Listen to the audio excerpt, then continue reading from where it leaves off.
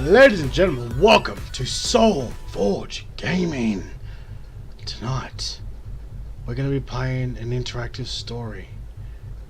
I hope you enjoy the story and the adventure with me, because I hear this one's a fucking good one. Anyway, Buried is an interactive story. The plot will change based on the choice you make. The story is broken into 5 chapters. Play straight through or at your own pace. There's no waiting and there is no pause. Enjoy and choose wisely. Oh, well, here you go, guys. You better fucking choose wisely, because I know I'm here to look after you, but it only goes so far. I kid. Anyway, here we go, guys. Interactive story. Let's get it on. Oh, that is beautiful. What a nice view. It's getting dark. I open my eyes, and the first thing I want to do is scream. I'm flat on my back, and everything seems to hurt. The trees overhead look familiar. It's clear, night sky, almost beautiful. Except for the fact that this means I've been out for cold for at least 6 hours. But there's something wrong. I don't remember what, but something happened, and my head, my God, my head, and it ringing in my ears. Was there an accident? An explosion? I remember Dennis screaming, but after that, I can't remember. As I sit up, I notice that my hard hat has been thrown off. I look around the area, but it's not here. It feels strange to go anywhere without my hard hat, but I've got to find the other members of my crew, and they could be in danger. Now, what do we do in this situation? Ladies and gentlemen, search for your hard hat, forget the hat, and search for the crew. I don't know about you, but I've always been OH&S, and that means safety first. Fuck 'em. Hat. I get up on shaky legs and look around for a moment. A few nearby trees look to have been splintered and broken at the base recently. They certainly weren't like this earlier. Something for the hard hat feels... What? Searching for the hard hat feels normal. It makes me feel like maybe there isn't something wrong. I see it behind a fallen log, about 10 feet away from me. How it wasn't thrown so far is beyond me. Driven by nothing more than habit, I walk over to it, I pick it up, place it on my head.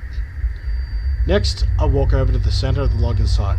I don't like what I see. Well, I don't know what you see, but I'm probably not going to like it either. So let's hit it on. Oh shit. That doesn't look too good. The logging site looks like a bomb was detonated right in the center. I don't know where to start.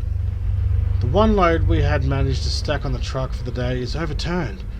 The trailer bent, the logs hanging off the back. Where the hell is everyone? My head is killing me, and it's ringing in my ears. I can't hear anything. Not birds, not footsteps, nothing. It makes me wonder, if I hit my head after my hard hat flew off. I ran through a quick mental checklist just to make sure my brain is still working. My name is Roger Hastings. I'm 41 years old. The year is 2017. I own a small logging company. We've been logging in this strip of Kentucky woodlands for almost a month now. Okay, so my brain works. That's a relief, but it also makes me fearful because something is certainly not right here. I look around the logging site, my mind trying to figure out what has happened. Just about every piece of equipment has been overturned or tilted. What do we do? Look at the truck? The debris? I don't know, guys. I would probably say debris, because if one of my guys are here somewhere, I betcha they're right here. So let's just have a look. There are bits of debris everywhere. There are fragments of of the 5-gallon bucket I keep our work rags in, a loose saw chain, and an overturned gas canister. Had there been an explosion, all of the fuel on the site would have started a fire. But there's no charring, no burning, nothing. I walked through the area. Dennis had been working. From the looks of it, he'd been moving slowly. He'd only taken 4 trees today. His metal lunchbox is open, an indicator that he had taken an early break. But he's not here. No one's here. Where the hell is everyone? I would try to call on my cell phone, but its battery is already running really low. Not that it matters. The reception here is really crap out here. Here's a good question. What do we do? Do we yell? Do we call? You know, the way I see it, regardless if the reception's bad, a mobile phone can contact security numbers indefinitely. It doesn't matter where you are. There is a number you can call that will... It's pretty much your 000, your 911, whatever. So, saying that, if you got some battery, you can still call someone. So I'm gonna yell out. We'll yell out. We'll yell. Try it out. Why not? Hey guys, where is everyone? Tony, Dennis, Frank, Joe. But the names fall flat among the wreckage. I get nothing back other than scaring a few birds overhead. Might as well start walking and try to find some answers. The highway is almost a mile back through the woods, down the gravel road we used to reach the site. Maybe the crew ran down that way for help. But why would they have left me? Were they scared? Out of sorts? Maybe I can catch up to them, but with my truck turned over on its side, looks like I'm walking. My God, I can't even remember. What was I doing? Waking up on my back? Wait, what's that? Underneath the bulldozer. Oh my God, it's a leg. It has to either be Tony or Dennis. The desert looks unstable, like it might roll over some more. It might not be safe to get close, but at the same time I can't just leave him there. If it was my friend, I'd go look. I couldn't leave it, man. Hey, I yell. Are you okay? Are you alive? Holding onto my hat, I skip over the wrecked equipment and stray logs to get closer. I can see a bit more of the leg. The jeans are soaked in blood. I recognize the work boots. It's clearly Tony. His leg is bent in an impossible angle, nearly crushed flat. The closer I get, the more apparent it becomes that Tony didn't survive. Well, I don't know about you guys, but if I find one of my workers dead like that, I ain't exactly going to pull him out. Especially if he's under an unstable fucking thing, you know? It's a hard one. Yeah, let's not pull a body out of an unstable tractor. It's safe to leave him alone if he's clearly dead, because he is clearly passed, unfortunately. God rest his soul. But let's move on. There's nothing I can do for him now. I start to back away slowly. In my shock, I stumble back, suddenly tripping over one of the stray logs. My head collides with one of the logs as I bite the ground, but my hard hat does its job. Thank God I decided to look for it earlier. But what's more startling is realizing that Tony is dead. Looking at him, I feel something rising in my throat. I don't know if it's a scream or vomit, but I have to push it away. If I lose my cool right now, there are too many questions that will go unanswered. Shit! I can't believe this. Tony, he had 2 boys. He coached his oldest son in baseball team. He was the hardest worker I had, and was working the most honest and reliable men I knew. This isn't right. I can't stay here. I have to find Dennis, Frank and Joe. I have to find out what happened here. And we continue.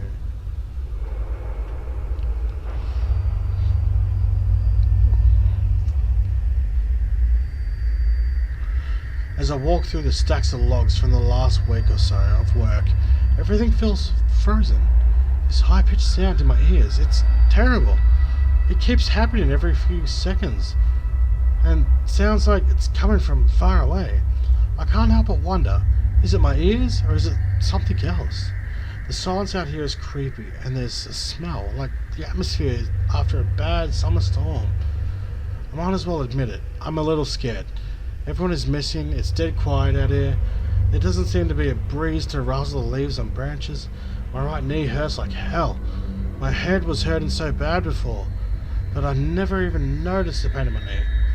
I must have heard it during the what? Accident? Or, wait, is that Dennis? I see him sitting on the ground, motionless, about 30 feet away. Yell out. Yell out. Don't sneak up on a nigger. Don't say the N-word. It's rude. Dennis, I yell. Dennis, can you hear me? Dennis lets out a shout like someone's waking from a nightmare, and he looks back from the ground. Yeah, Roger, I hear you. He hollers back, and I head over to him. Dennis is built like a wrestler, and he's the tough personality to match. But in the moment, he looks disoriented, even a little anxious. I'm glad to see him. The fear on his usual confident face is alarming. What the hell happened? What's going on? He asks. Well, what do we say to him? I guess we go with... Well, I don't want to alarm him, so we'll go with the safer matter. I don't know. The crew was missing. Missing? Dennis says. What do you think they weren't? I'm not sure, I say, but it has me pretty freaked out. Something's not right here. Still on the ground, he looks around the woods as if he just now understands the severity of the situation. The equipment was overturned, the dozers too. I say, shifting my hard hat, wiping my forehead. You okay? I ask him. Yeah, just shaking up. Me too. This might be the most intimate conversation Dennis and I have ever had. Well, he and I have always been on good terms. We've never particularly close. I've always respected him though. Sure, he comes to work a few times looking like he's been in a bar fight that night before, but I've also seen him do enthusiastic impressions of Dinosaur as he played with Tony's kids while they waited for their dad to finish up his shifts. It's then that it hits me. Dennis, Tony, we're good friends. I'm not sure I want to rattle him with the news of Tony's death right now, but not before we know what's going on, but he has a right to know. Well, if you guys were in this exact, sort of situation, and it was my friend, I'd want you to know. It's better to know. It's safer to tell him than to not, because if you've ever played any game, it comes to bite you in the bum. But at the same time, it's always better to be front up, straight up. You don't know what's going on, he doesn't know what's going on, his mate's dead. Sorry bro, but it happened. Fuck. Alright.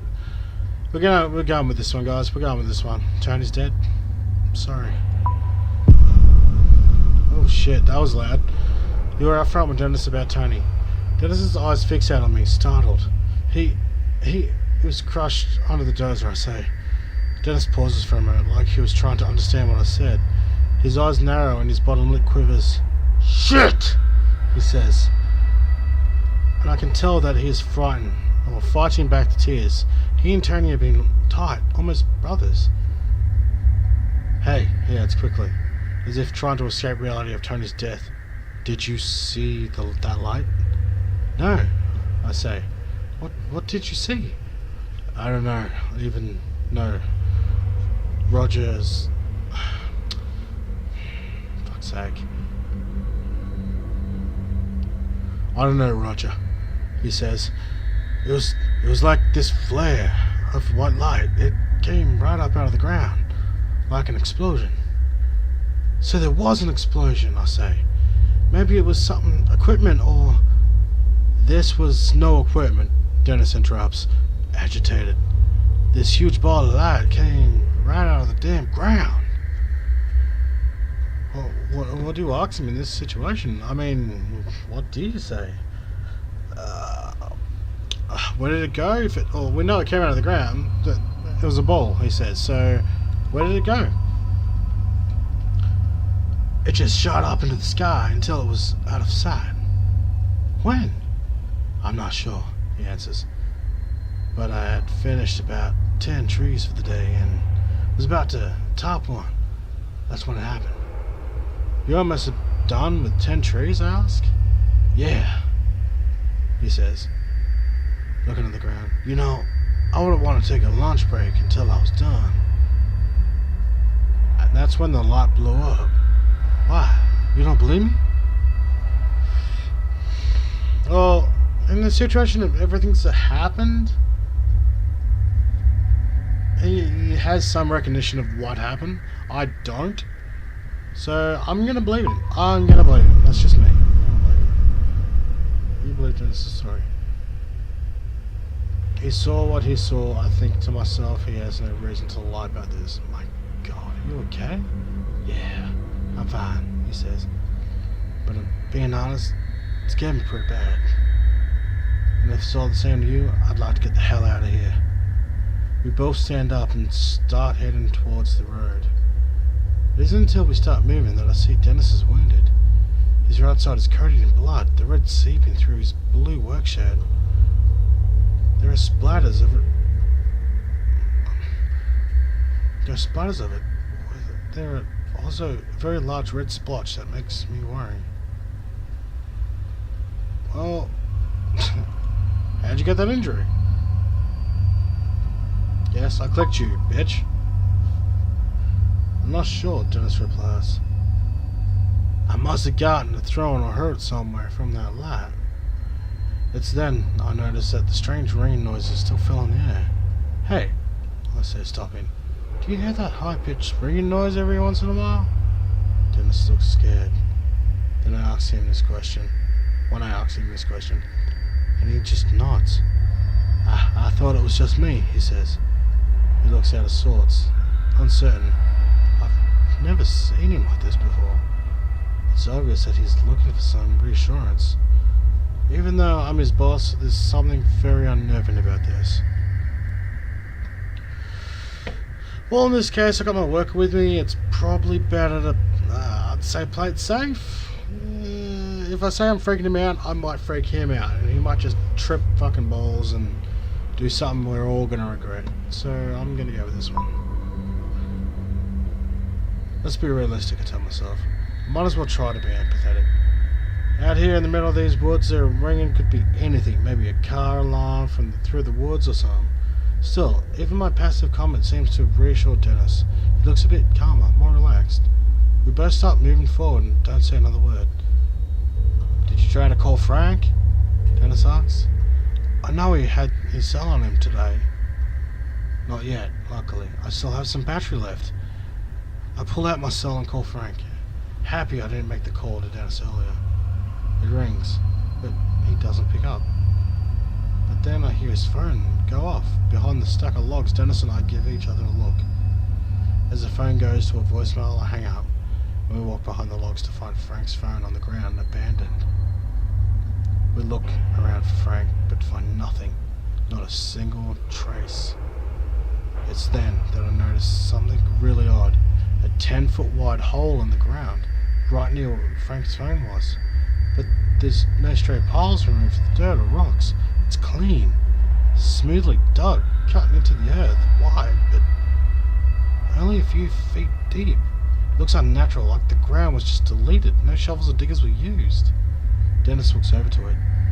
This looks like some kind of hole where I saw the light come from the ground, he muses to himself. I say nothing. My mind is spinning, but I don't know what to think. We need to get out of here, Dennis mutters.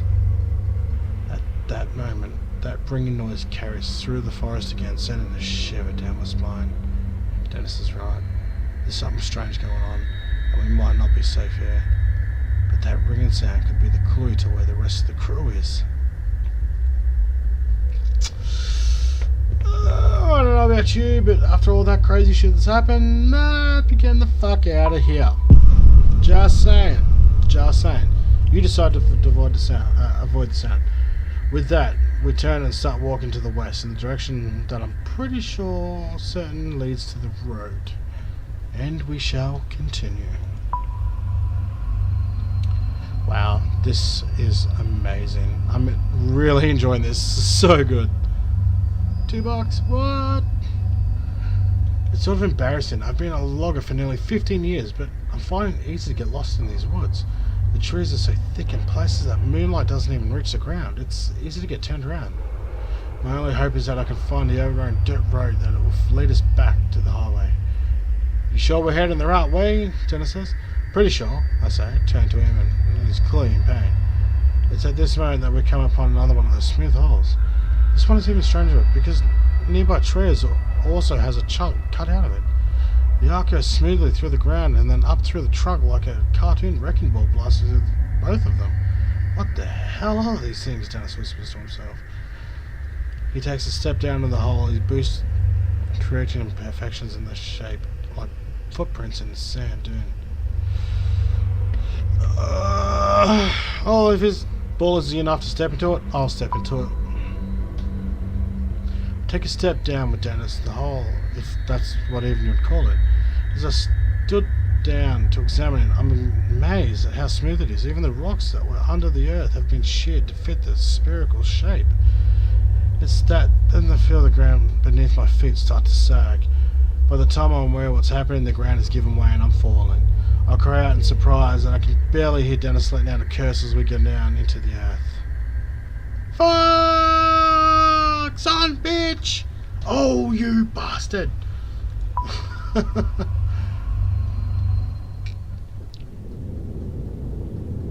Wow, pretty.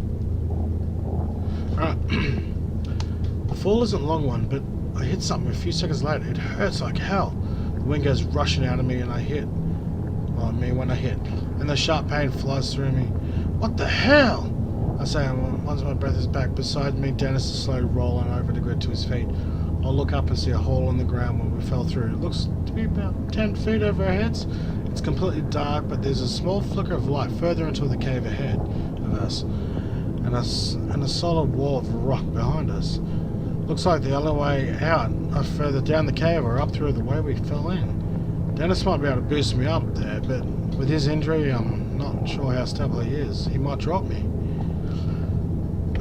Well, with his injury, considering, and not only that, but he just fell down a fucking hole, let's go into the cave. It's better to be safe, because, like, seriously, he's already fucked up, and we just fell down a fucking hole. I decided we better not risk hurting ourselves trying to climb out. As we turn and head into the cave, I take a close look at the light further ahead, and realise it's artificial. We both start heading towards it instinctively. As we step into the light, panic gently gnaws at me because what I'm seeing makes absolutely no sense. It's no longer a cave or hole. It's long, sparsely lit corridor. What? Wait, if you fall down a hole, then there's a... What? A lit corridor? What the fuck is this shenanigans? Damn. What's this? It's a massive corridor. In fact, it seems to go on forever. This corridor is mostly dark with emergency lights every 10 feet or so. I turn to my left and see that there's a door which appears to lead upwards to the outside, but it's locked tight. I push as hard as I can, but no luck. Dennis, help me with this. I say. He comes to me and we both try to kick the door open, but it doesn't budge. For some reason, someone doesn't want people getting out of here. Looks like we're heading down the hallway. Well, we just kicked the door, so tiptoeing is probably completely fucking redundant. Just walk quickly. I mean, you're not really loud when you walk, really. I'm eager to figure out what's going on here. Our footsteps echo loudly in the dust and the dirt. Dennis leans on me for support. If there is anyone here, it's not like they're trying to be quiet and stealthy with the intention of sneaking up on them. If anyone is listening, they definitely know we're here now. As I carry Dennis to the far end of this otherwise featureless place, I see a flight of concrete stairs leading down. I have to set Dennis down on the floor. His weight is killing me. Dennis, are you okay? Stop worrying about me, man, he says. I'll be okay. I just need a minute to rest. But looking at him, I'm not so sure. I can still hear the ringing noise every so often coming from somewhere in here. Look ahead, and the concrete stairs pointing towards them, so that Dennis sees them. Can you make it down those stairs? I ask. He stands up slowly and is visibly making an effort not to fall back down. Yeah, he says, and I sound a little irritated. He starts for the stairs without me, and I have no choice but to follow. We approach the stairs, but just looking at them, I can sense that we're crossing some sort of line here. There may very well be no going back. Jesus, make this stair sound fucking scary much? Oh my god. These stairs remind me of that SCP. What one is it? The stair one. Where it just goes on and on and on. There's a whole fucking like indie game on it. It's crazy scary. Alright, anyway. As I head down the stairs, I notice that they looked aged. That damn ringing noise is somewhere below, louder than ever. I feel like I'm walking down into the cellars of a haunted house, the light becoming scarce as the stairs take a slight turn. I can feel the temperature drop. Dennis makes it a few steps down before he is leaning on the wall. He's breathing like he just finished a marathon. With his injuries, it's probably safe, I'd say, to give him a break. You know, just to be safe. I mean, he is injured. I don't want to rush him, just, you know, kill him before, you know, whatever. Let's take a break, I say, putting my hand towards his shoulder to help steady him. Dennis lets out a sigh. Thanks. I don't feel too great, Barbs. As we both squat down on the stair, my mind seems to lock on to the unknown fate of the rest of my crew. Frank is married, and I've met his wife a few times. Nice woman, with a huge laugh. My heart sags a bit when I realise I might never get to hear him bellying out classic rock tunes during a lunch break. Joe, well, I don't know too much about him. He's 22 years old and is considering community college. His folks are deadbeats, so he has been providing for himself since the age of 16 or so. Maybe I can still find them, still get to hear Frank singing in his deep baritone voice after a few too many drinks. After a few moments, Dennis says, Alright, let's keep going. We both stand up, leaning on each other. I have to make Dennis stay behind me as I stick my foot out and search for the next step. I can't help feeling like a child as a very powerful fear seizes me. I'm expecting a monster to reach out, the darkness slicing my throat. After that, it feels like forever. We come to the bottom of the stairs. We're closer to that ringing noise now. A door sits securely in the wall and looks just as out of place down here as I feel. A silver light seeps through, illuminating the area. The door is what looks like a panel, lots of labels and lights.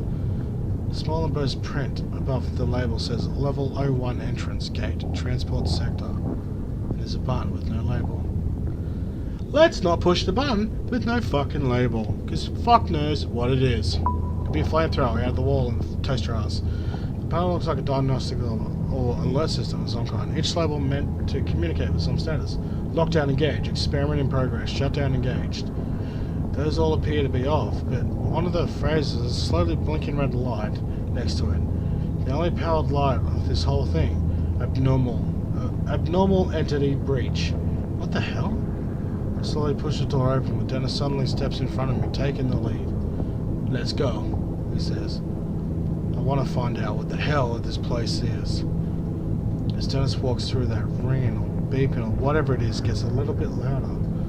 The door closes behind us with a click. I can't help but notice the wobble in Dennis's step. He lets out a grunt. You sure you're healthy enough to keep going, I ask? It doesn't matter. I don't want to be in the woods right now. You seem scared. Something I've never seen before. Angry? Yes. Upset? Yes. But Dennis is never scared. What did you see? I don't know what it was, boss. It was like something had left a radio on crackling, but we don't have any radios at the start. It was, I don't know. It was like something in the forest and moving. I give him a doubtful look and he casts his eyes to the ground, frustrated. I know how it sounds, he says. But I know what I felt. It was like walking into a funeral parlor, feeling death and gloom everywhere. I've been so preoccupied with my own fear that I nearly forgot about the ringing noise. It had become just background noise. We took a few more steps and I can now see where we were. It makes no sense. Yet another thing that simply seems out of place. The things in muted colours and metal are easy to identify, but it just doesn't belong here. And that, ladies and gentlemen, is the end of chapter 1. Now, I'd like to see how I did, because apparently there's this whole setup system where, well, your choices make a difference, and it rates you on it. So let's see what we did. Respect of the dead. You and 36% of the players left Tony's body where you found it. Secrets. You and 76% of the players were upfront with Dennis about Tony's death. Well, wouldn't you? Trust. You and 55% of Dennis... 55% told Dennis you believed his story. Yeah. Curiosity. You and 25% of the players ran away from the ringing sound. 25? Are you fucking kidding me? After you see your friend dead, all your shit's blown up, and there's no scorch marks, nothing like an explosion. Hey, let's go in that fucking bunker. That's like a fucking beginning to a horror story, you dopey mother. Control yourself. Control yourself. These people, whoever this is stupid. Get the fuck out. That's all I got to say. Anyway, guys, this has been a little interactive story game, and you know what? It intrigues me greatly.